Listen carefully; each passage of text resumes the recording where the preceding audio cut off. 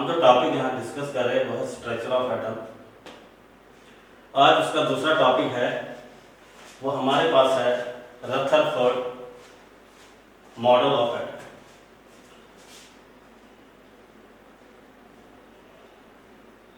Rutherford model of, तो देखते हैं रदरफोर्ड ने एटम के बारे में क्या बताया। तो रदरफोर्ड ने एक मॉडल दिया, उसमें उन्होंने एक्सपेरिमेंट किया। तो उस मॉडल को हम क्या बोलते हैं, वो था हमारे पास रदरफोर्ड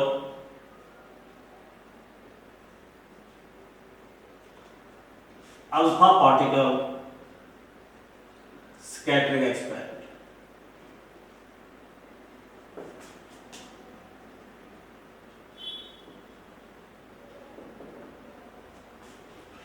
तो Rutherford alpha particle scattering experiment,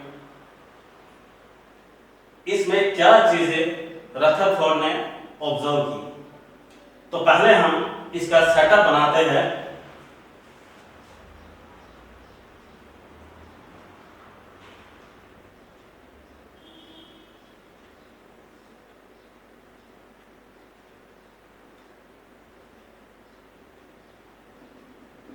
ये हमारे पास है एक रेडियो एक्टिव सब्सटेंस।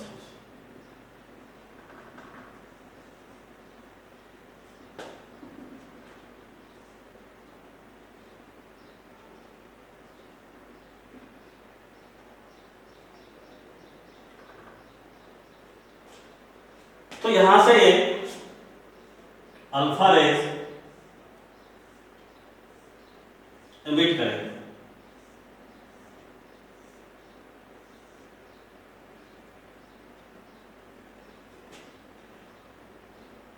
तो उसके बाद हमने इसमें एक थिन शीट जो है वो गोल्ड की लेनी है।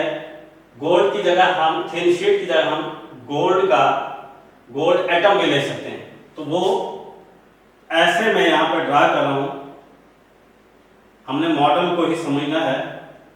तो ये गोल्ड एटम है। तो उसके बाद इसने इसको कवर करने के लिए एक स्क्रीन,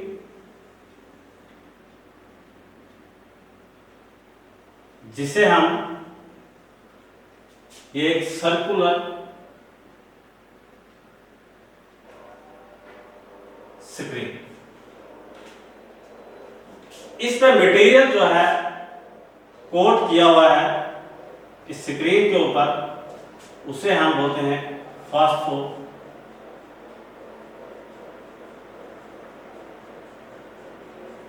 फास्फोनल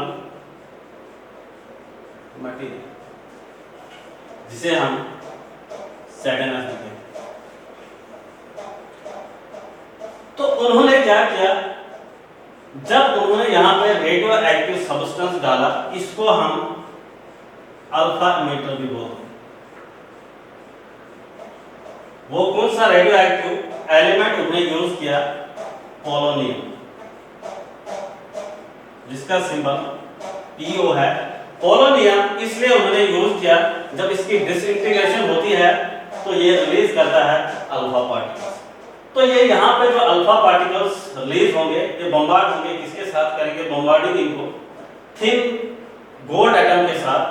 तो गोल्ड एटम क्यों लिया, क्योंकि गोल्ड एटम जो है हमारे पास दैट इज हाईली मैलेबल, इसकी बहुत थिन शीटें हम बना सकते हैं, जिसमें एक या दो एटम आ सकते। तो उन्होंने क्या किया, उन्होंने प्रोजेक्ट किया इन अल्फा रेज को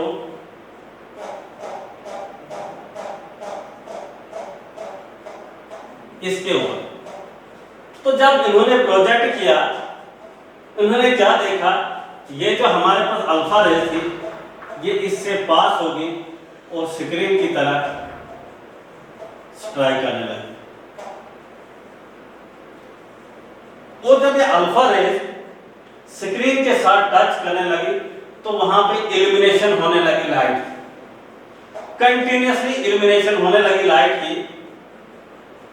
तो उन्होंने वहां पे ऑब्जर्व किया, उन्होंने देखा कि जब most of the alpha particle जो उन्होंने पास किया इनको थिन गोल्ड को ये अनडिवाइडेड रही और स्क्रीन की तरफ स्ट्राइक की तो वहां पे कंटिन्यूअस एमिशन हुआ।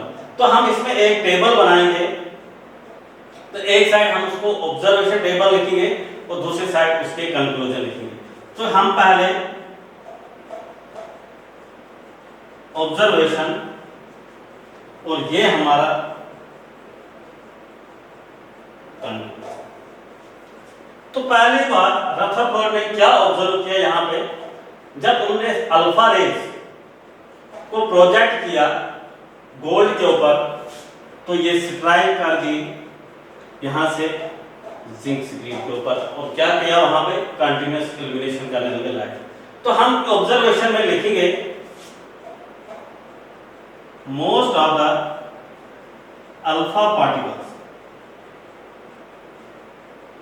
passed undivided through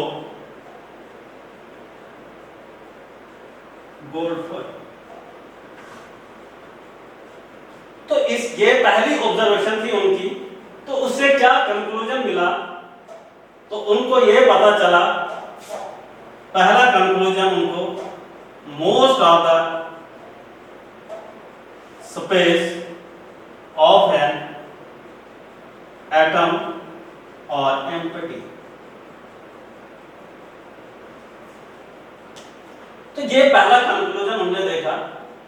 उसके बाद उन्होंने देखा, उन्होंने स्क्रीन के ऊपर देखा कहीं पे कंटिन्यूअस इल्यूमिनेशन हो रही है, कहीं पे थोड़ी सी इल्यूमिनेशन हो रही है फिर बंद हो रही है, यहाँ पे इल्यूमिनेशन हो रही है फिर बंद हो रही है, यहाँ पे इल्यूमिनेशन हो रही है बंद हो रही है और यहाँ पे कंटिन्यूअस इल्यूमिनेशन हो रही है।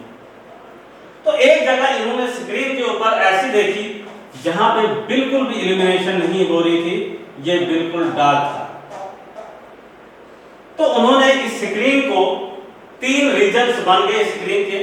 पहला रीजन हमारे पास बना जहाँ पे कंटिन्यूअस इल्यूमिनेशन होने लगी लाइट्स की, और दूसरा था जहाँ पे थोड़ी बहुत इल्यूमिनेशन होने लगी फिर बंद होने लगी, थोड़ी इल्यूमिनेशन होगी बंद होने लगी, कभी यहाँ पे होने लगी स्क्रीन के ऊपर कभी यहाँ पे।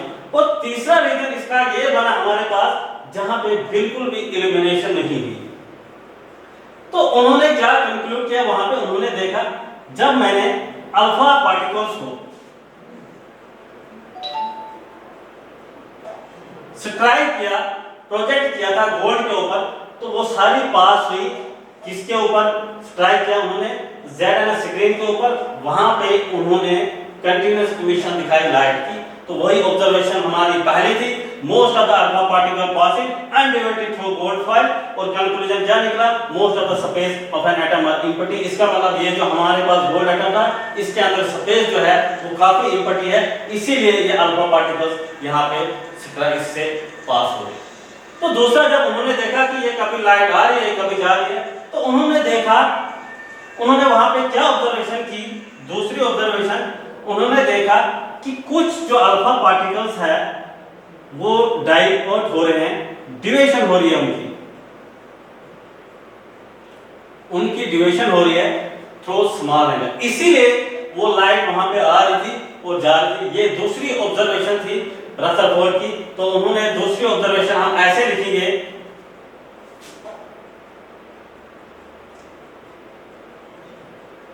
दूसरी ऑब्जर्वेशन हम ऐसे लिखेंगे, सम ऑफ द अल्फा पार्टिकल और डिवाइडेड थ्रू स्मॉल एंगल। तो दूसरी ऑब्जर्वेशन क्या थी उनकी, जो लाइट आ रही थी जा रही थी, आ रही थी जा रही थी, इल्यूमिनेट कर रही थी जिसके ऊपर, स्क्रीन के ऊपर, तो उन्होंने लिखा some of the alpha particle are divided through an small angle. तो कंक्लूजन क्या उन्होंने देखा वहां पे, उन्होंने ये बताया कि एटम कंटेन पॉजिटिव चार्ज। तो जब ये डाइवर्ट हो रही है इसका मतलब यहाँ पे कहीं ना कहीं एटम के अंदर पॉजिटिव चार्ज था, तभी इसमें रिपल्शन हुई, जब रिपल्शन हुई तो इसकी डिविएशन होगी। तो तीसरा क्या था, तीसरा उन्होंने देखा कि हमारे पास जो ये स्क्रीन है यहाँ पे बिल्कुल इल्यूमिनेशन नहीं हो रही है, टोटली ब्लैक दिख रहा है हमें। वो क्या था, उसने देखा कि हमारे पास एक अल्फा पार्टिकल है, वो यहां तक आता है और यहां से वापस चले जाता है।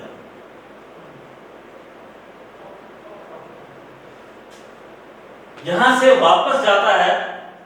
तो उन्होंने क्या ऑब्जर्वेशन की वहां पे, उन्होंने देखा जब ये अल्फा पार्टिकल यहां से स्ट्राइक कर रहा है, यहां पे कोई ऐसी चीज अंदर इस एटम के अंदर है कि जो इसको पास नहीं होने दे रही है, अल्फा पार्टिकल्स को पास नहीं होने दे रही है कि ये वापस आ रही है अपने ओरिजिनल पाथ पे।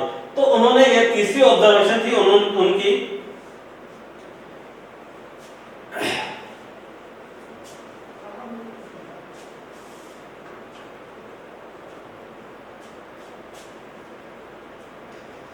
तो तीसरी ऑब्जर्वेशन क्या थी, a very few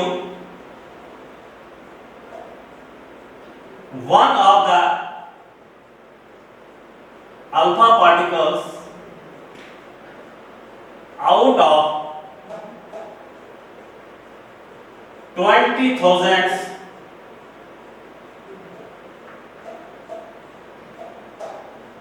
are diverted back to their original path। बहुत ही इंपॉर्टेंट पॉइंट था किसके लिए, रदरफोर्ड के लिए। उसने क्या देखा, जब उसने बोला कि ये जो है हमारे पास ये रे जो है, ये अल्फा पार्टिकल जब जाता है ये वापस क्यों आता है उसी पाथ पे। तो उसने ऑब्जर्वेशन की है, उसने देखा a very few one of the alpha particle out of 20,000 are diverted back to their original path। तो ये क्या क्यों आ रही थी, इसका मतलब इसके अंदर कुछ था एटम के अंदर जिससे वो इसको पास होने नहीं दे रही थी। तो वो क्या था, हमारे पास वहां पे एटम का न्यूक्लियस था। तो उसने कंक्लूजन में क्या लिखा, इसके कंक्लूजन में whole of the positive charge or concentrated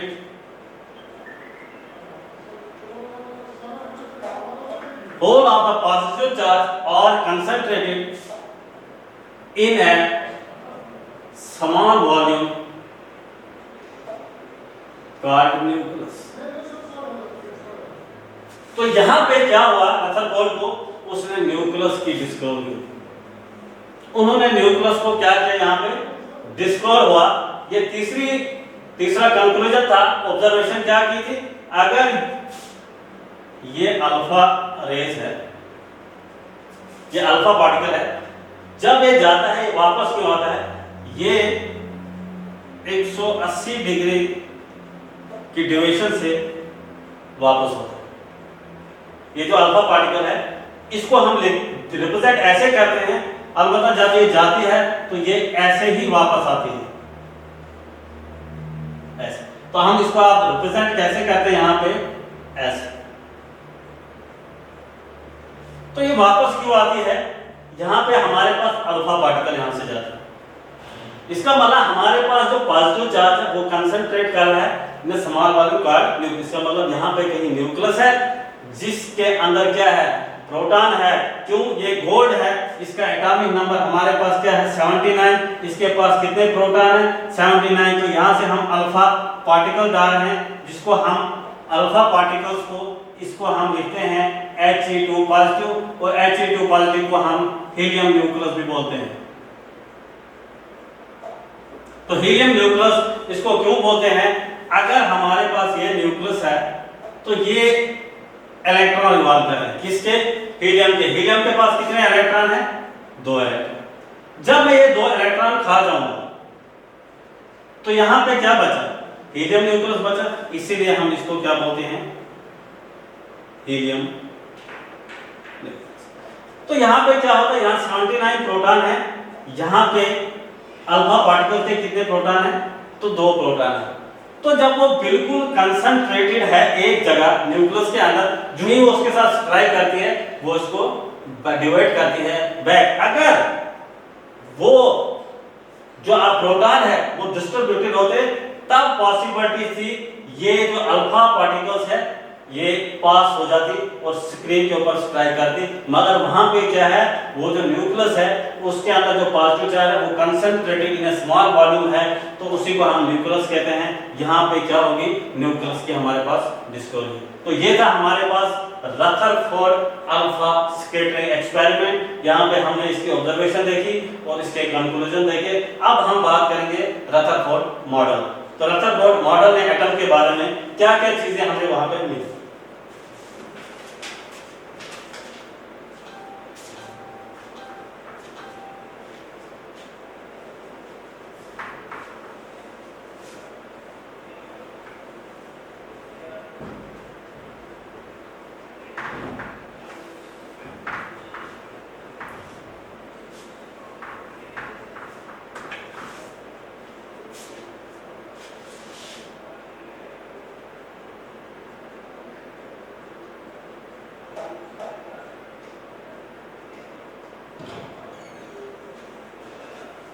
तो पहली बात रदरफोर्ड मॉडल ऑफ एटम से क्या मिला, हमारे पास एटम कंटेन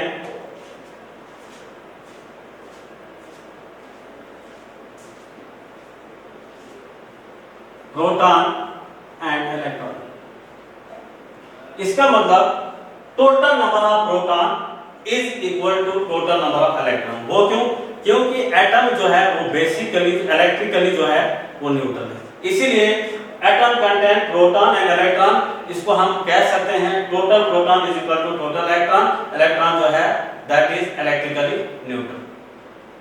तो दूसरा क्या पॉइंट मिला हमारे रदरफोर्ड से, क्या मिला, क्या चीज मिली हमें,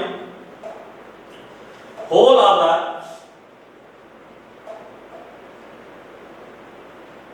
पॉजिटिव चार्ज और concentrated whole of the positive charge of an atom or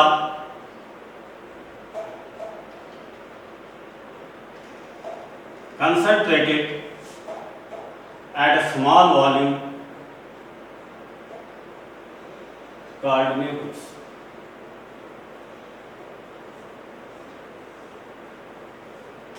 तो ये दूसरा पॉइंट हमारे पास मिला, पॉजिटिव चार्ज जो है एटम का वो कंसंट्रेट करता है एट अ स्मॉल वॉल्यूम में, जिसको हम बोलते हैं nucleus.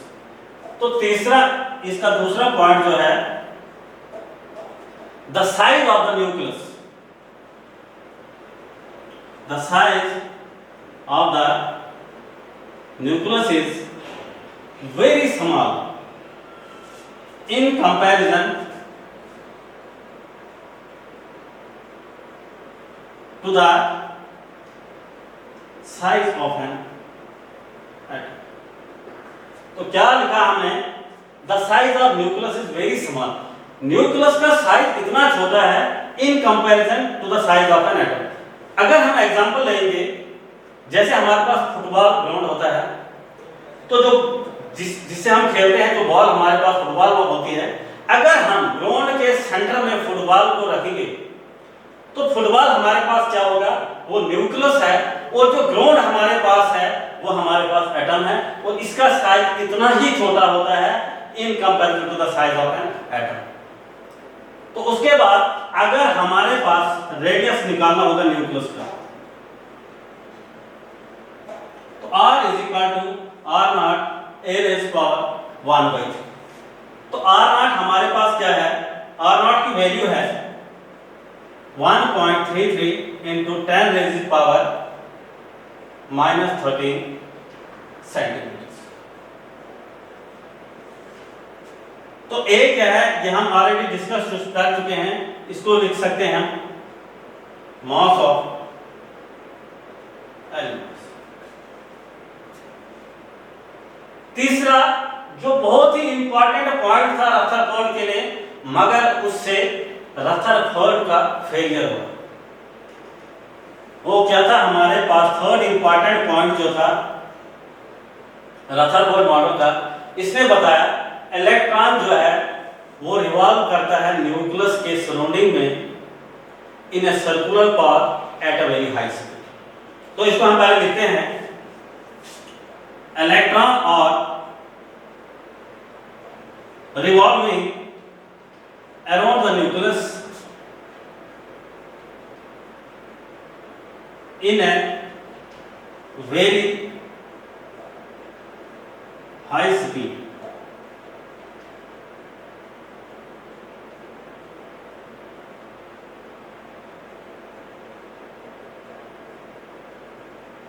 and moves in a circular path. तो उसने क्या बताया, अगर ये हमारे पास न्यूक्लियस है तो इलेक्ट्रॉन क्या कर रहा है, यहां से रिवॉल्व है। ये तीसरा पॉइंट था हमारे पास जो रदरफोर्ड मॉडल से निकला, मगर ये जो पॉइंट हमारे पास था electron revolve around the nucleus in a circular path at a very high speed, इसी से रदरफोर्ड मॉडल का फेलियर। वो कैसे हुआ रदरफोर्ड मॉडल का फेलियर, तो हम इसके ड्रॉबैक्स देखेंगे।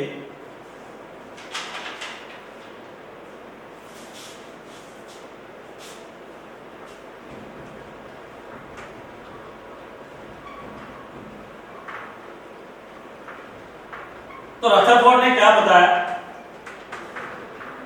तो ड्रॉबैक्स क्या आएंगे इसके रदरफोर्ड मॉडल्स के। तो मैक्सवेल था, तो मैक्सवेल एक साइंटिस्ट है, उसने क्या बताया, उसने बताया अगर हमारे पास एक चार्ज है जो Q1 है और एक चार्ज Q2, उसने बताया अगर ये चार्ज Q1 मोशन में है, चार्ज Q1 मोशन में है under the influence of second charge particle, तो ये चार्ज जो है Q1 जो है ये क्या करेगा, ये एनर्जी इमिट करेगा, emit energy in the form of radiation. ये कौन बताता है, ये मैक्सवेल बताता है। अगर हमारे पास एक चार्ज है और ये दूसरा चार्ज है, अगर ये चार्ज मोशन में है under the influence of second charge, तो ये क्या करता है, ये एनर्जी इमिट करता है in the form of radiation. तो मैक्सवेल ने इसको अप्लाई किया, इसके ऊपर क्या अप्लाई, रदरफोर्ड मॉडल। तो रदरफोर्ड मॉडल हमारे पास क्या था, ये न्यूक्लियस था और ये इलेक्ट्रॉन जो हमारे पास है, उसने बताया इलेक्ट्रॉन जो हमारे पास है वो चार्ज पार्टिकल है। इलेक्ट्रॉन क्या है, चार्ज पार्टिकल है। जब ये रिवॉल्व करेगा न्यूक्लियस के सराउंडिंग में,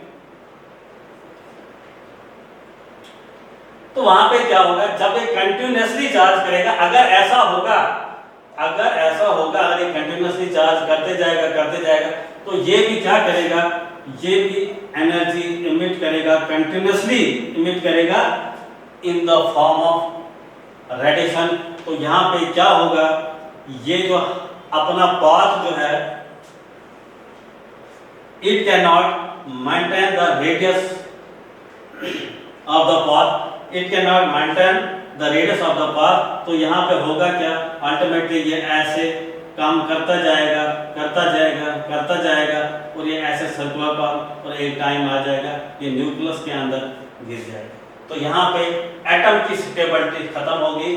तो यहाँ पे क्या था, मैक्सवेल का मॉडल और रदरफोर्ड का, दोनों मॉडल थे, मगर रदरफोर्ड जो है वो फेल हो गया, यहाँ पे ये एक्सप्लेन नहीं कर पाया इसको।